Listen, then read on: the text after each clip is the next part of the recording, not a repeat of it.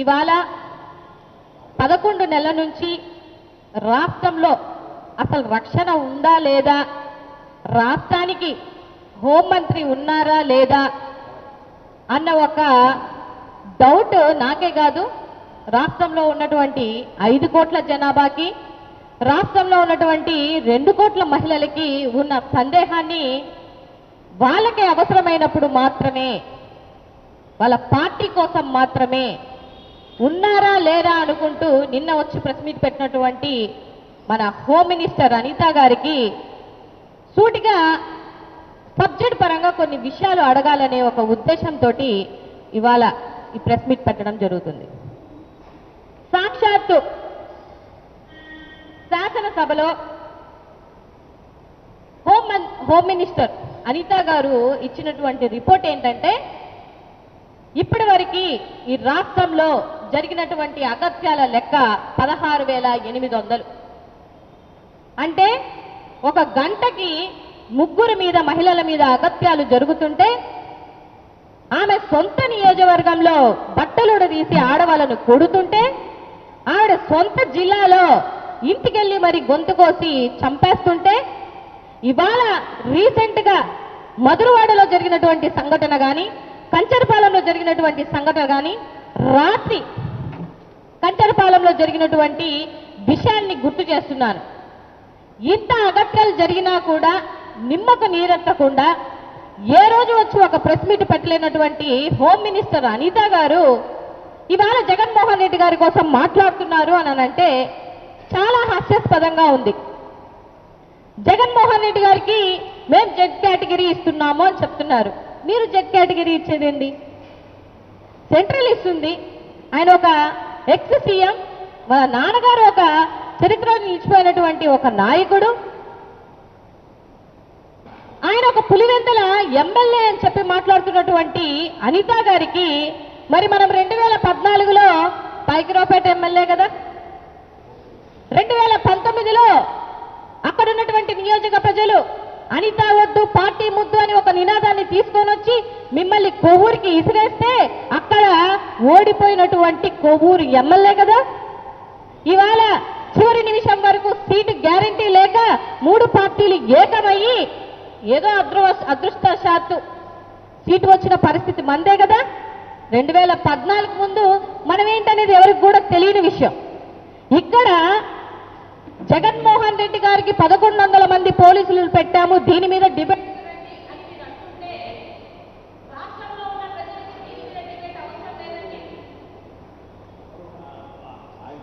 హోంమంత్రి అనిత గారు ఏమంటున్నారు అని అంటే, 1100 మందిని పోలీసులు డిపార్ట్మెంట్ వాళ్ళని పెట్టాము, దానికి అవసరమైతే డిబేట్కి నేను రెడీ అంటున్నారు.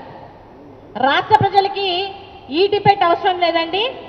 మీరు సూపర్ 6 అని ఇచ్చినటువంటి దొంగ హామీలకి మీరు డిబేట్కి రావాలనుకుంటే రండి, లేదు వాలంటీర్లకి 10,000 ఇస్తానని చెప్పి ఇవాళ అసెంబ్లీలో వాళ్ళ మీద జోకులు వేస్తున్నారు కదా, దీనికి డిబేట్కి వస్తానంటే రండి, లేదు పేదరిక నిర్మూలన మాకు చేత కాదు, తీసుకెళ్లి ప్రైవేటు వ్యక్తులకి అప్పు చెప్తామని చెప్తున్నారు కదా, దీనికి డిబేట్ పెట్టండి, లేదు యువతకు జాబ్ ఇవ్వలేము చొక్కా పట్టుకొని మమ్మల్ని అడగండి అని చెప్పినటువంటి మేమే సంక్రాంతి అయిపోయింది, ఉగాది అయిపోయింది, శ్రీరామనవమి అయిపోయింది, సో ఏమీ చేయలేకపోతున్నాము అనేటువంటి సబ్జెక్ట్ మీద డిబేట్కి వస్తానంటే రండి, లేదు ఒక హోంమంత్రి మహిళ ఉండి గంటకి 3 అగత్యాలు జరుగుతున్నాయి, 3 ఏళ్ల చిన్నబిడ్డ నుంచి 66 సంవత్సరాల ముసలాలి వరకు రక్షణ లేకుండా ఏమీ చేయలేకపోయినటువంటి చాతకాని ప్రభుత్వం మాది అనుకొని డిబేట్ పెడతానంటే చెప్పండి. ఇన్ని అగత్యాలు ఇన్ని ఈ రాష్ట్రంలో జరుగుతుంటే, రావర కాస్త అవుతుంటే వాటి మీద డిబేట్లు పెట్టకుండా, వాటి మీద ఏ రోజు స్పందించకుండా ఇవాళ మీరు ప్రెస్ మీట్లు పెడుతున్నారు. దేనికి పెడుతున్నారో, మీ పదవులకి మీరు ఎంత న్యాయం చేస్తున్నారో, ఒక హోంమంత్రిగా ఉండి ఎంతమంది మహిళలకి మీరు న్యాయం చేయగలుగుతున్నారో అని మీ మనస్సాక్షి మీద ఒట్టేసుకొని చెప్పాల్సినటువంటి బాధ్యత మీ మీద లేదా? బీయింగ్ ఏ లేడీ, మీరు ఒక ఫెయిల్యూర్ హోం మంత్రి అని చెప్పేసి నేను అంటాను. నేనే కాదు, 16,800 మహిళల మీద అన్యాయం జరిగినటువంటి కుటుంబాలకి కూడా మీరు ఫెయిల్ అయినటువంటి హోంమంత్రి. లేదు, ఈ రాష్ట్రంలో ఉన్నటువంటి 2 కోట్ల మహిళలకి రక్షణ ఇవ్వలేనటువంటి మీరు ఒక ఫెయిల్యూర్ అయినటువంటి హోంమంత్రి. లేదు, ఇన్ని అకత్యాలు జరుగుతున్నా కూడా ఎక్కడో మ్యూజికల్ నైట్లలోనో షాపింగ్లలోనో కనపడుతున్నటువంటి మీరు ఒక ఫెయిల్యూర్ మంత్రి. ఈ విషయం నేనే కాదు, సాక్షాత్తు డిప్యూటీ సీఎం అయినటువంటి పవన్ కళ్యాణ్ గారు కూడా అన్నటువంటి విషయం ఏంటంటే మీరు ఫెయిల్యూర్ హోం మంత్రి. దయించి రాజకీయ లబ్ధుల కోసం లేకపోతే మీకు వచ్చినటువంటి పదవుల కోసం మీరు ఆరాట పడుతున్నారే తప్ప రాష్ట్రంలో ఉన్నటువంటి ప్రజల కోసం మీరు ఆలోచించేటువంటి పరిస్థితే లేదు అని చాలా చాలా క్లియర్గా కనిపిస్తుంది. ఇవాళ రాష్ట్రంలో మహిళల పరిస్థితి ఎంత ఘోరంగా ఉందనేది ఒకసారి గమనించండి. ఎందుకు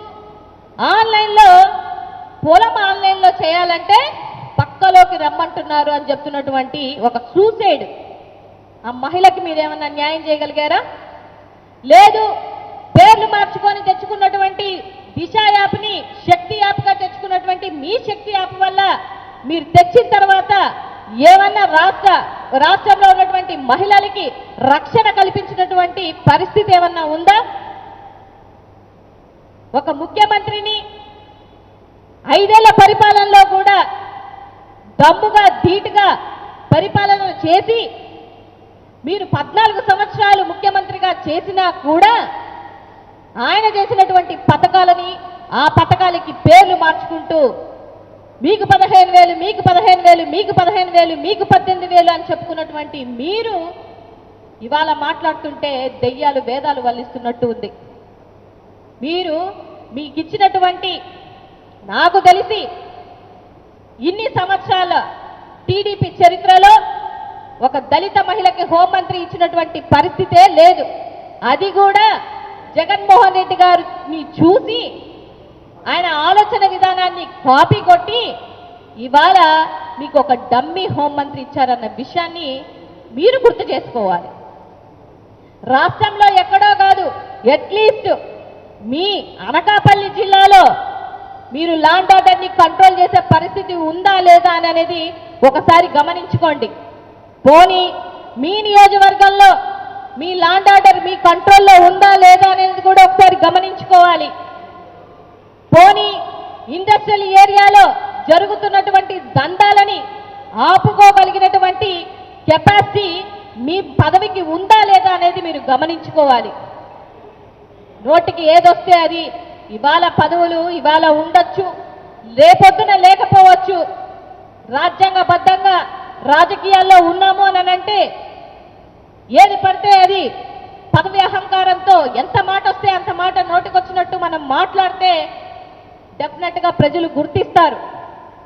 ఇవాళ ప్రజలకి ఏమీ చేయలేక వాలంటీర్లని రోడ్డు మీదకి తీసుకొని వచ్చి, ఆశా వర్కర్ని రోడ్డు మీదకి తీసుకొచ్చి, రైతుల్ని రోడ్డు మీదకి తీసుకొని వచ్చి, విద్యార్థుల్ని రోడ్డు మీదకి తీసుకొని వచ్చి, మహిళల్ని రోడ్డు మీదకి తీసుకొని వచ్చి ప్రతి ఒక్క రంగాన్ని భ్రష్టు పట్టించి ఇవాళ మీరు చేస్తుంది ఏంటి అనంటే మీ కక్షపూరిత రాజకీయం తప్ప ఇంకోటి ఏమీ మీరు చేయలేరు, చేత కాదు అని మీరు ప్రూవ్ చేసుకుంటున్నటువంటి పరిస్థితి ఈ కూటమి ప్రభుత్వాన్ని.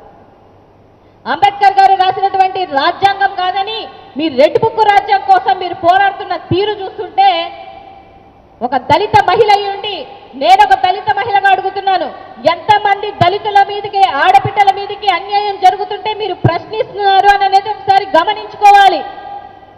మనకి పదవులు ఇచ్చింది ఏదో ప్రోటోకాల్ కోసమో లేకపోతే బిల్డప్ కోసమో కాదు కదా.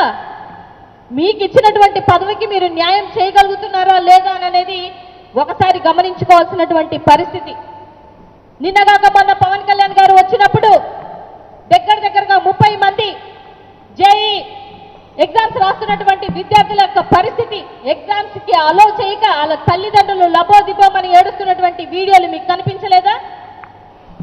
ఒక్క మాటన్నా మాట్లాడగలిగారా?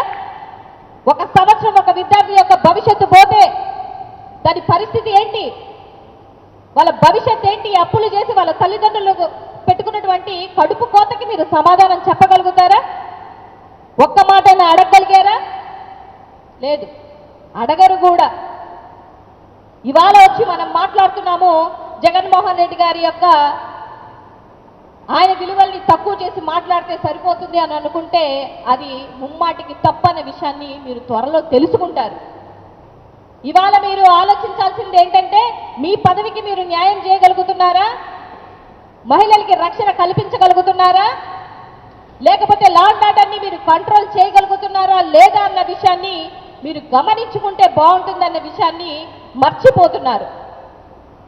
దయించి హోంమంత్రి అనిత గారికి నేనేం అడుగుతున్నాను అని అంటే, జగన్మోహన్ రెడ్డి గారి మీదనో లేకపోతే ఆయన సెక్యూరిటీ మీదనో లేకపోతే ఆయన పులివెందుల ఎమ్మెల్యే అనో వీటి మీద కాకుండా రాష్ట్ర పరిపాలన మీద, రాష్ట్రానికి ఇవ్వాల్సినటువంటి సంక్షేమం మీద అసెంబ్లీలో ఎప్పుడూ లేని విధంగా in the history of politics లో ఒక సీఎం ఏమంటున్నారు అని అంటే, నాణ్యమైన విద్య ఇస్తాను, నాణ్యమైనటువంటి రక్షణ ఇస్తాను, నాణ్యమైనటువంటి పరిపాలన ఇస్తాను అని కాకుండా నాణ్యమైనటువంటి మందుని ఇస్తానని చెప్తున్నారు అని అంటే మీ పరిపాలన ఏ విధంగా ఉందనేది ఒకసారి మీకు మీరుగా క్వశ్చన్ చేసుకోండి.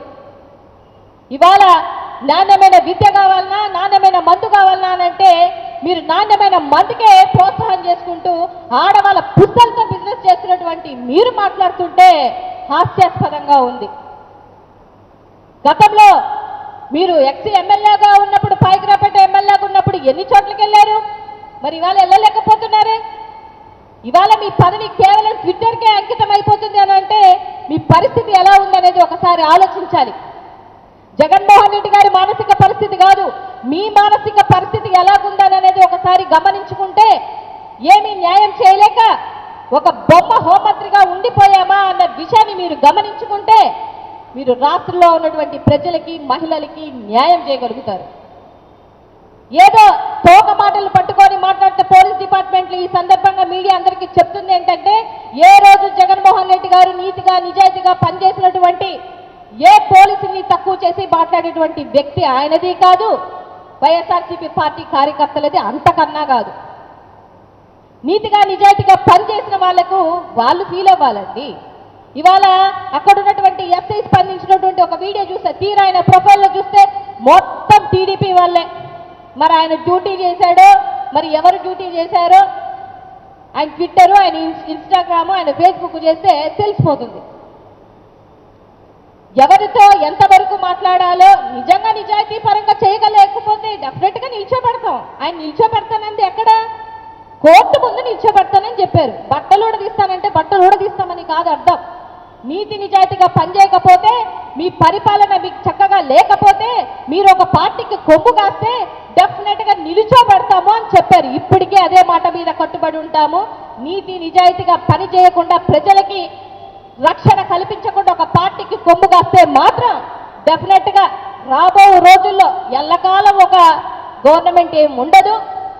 రాష్ట్ర ప్రజలకి ఈ పార్టీకే గ్రౌండ్ రియాలిటీ ఏంటో చాలా చాలా క్లియర్గా అర్థమైంది. కాబట్టి రాబో రోజులలో మీకు సమాధానం చెప్పే రోజు వస్తుందనేది మాత్రం గుర్తుంచుకోవాలని, మిగతా విషయాల మీద కాకుండా నీ సొంత జిల్లాలో, నీ సొంత నియోజకవర్గంలో, నీ పక్క జిల్లాలో రాజమండ్రిలో మన జరిగినటువంటి నాగార్జున విషయంలో కూడా, టీడీపీ నాయకుడు అయినటువంటి దీపక్ విషయంలో కూడా మీరు ఏమి చేయలేకపోయారు. ఆ బిడ్డ సూసైడ్ నోట్ రాసి కూడా ఏమీ చేయలేకపోలేనటువంటి కర్మ పరిపాలనలో ఇవాళ రాష్ట్ర ప్రభుత్వాన్ని ఉంచి మీరొచ్చి ప్రెస్ మీట్లు పెడుతున్నారా? జగన్మోహన్ రెడ్డి గారి కోసం, ప్రజల కోసం ప్రెస్ మీట్లు పెట్టండి, ప్రజల యొక్క పరిపాలన కోసం ప్రెస్ మీట్లు పెట్టండి, ప్రజల సంక్షేమం కోసం ప్రెస్ మీట్లు పెట్టండి, యువతకి ఇవ్వాల్సినటువంటి జాబుల విషయంలో ప్రెస్ మీట్లు పెట్టండి, రైతులకు ఇవ్వాల్సినటువంటి భరోసాల కోసం ప్రెస్ మీట్లు పెట్టండి. ఇది మీరు చేయాల్సింది. దానికి మేమే కాదు, రాష్ట్రంలో ఉన్నటువంటి 5 కోట్ల ప్రజలు కూడా మీకు హర్షధ్వానాలు తెలియజేస్తారు. అంతే తప్ప రాజకీయాలకి లోబడి, పదవులకి లోబడి మీ కుయుక్తులతో చేస్తున్నటువంటి రాజకీయానికి చెల్లుబాటు చెప్పే రోజు డెఫినెట్గా వస్తుంది. కాబట్టి ఈసారైనా మహిళల మీద రెస్పాండ్ అవుతారని మనస్ఫూర్తిగా కోరుకుంటూ ఈ సమావేశానికి వచ్చిన వాళ్ళందరికీ నా కృతజ్ఞతలు తెలియజేస్తాను.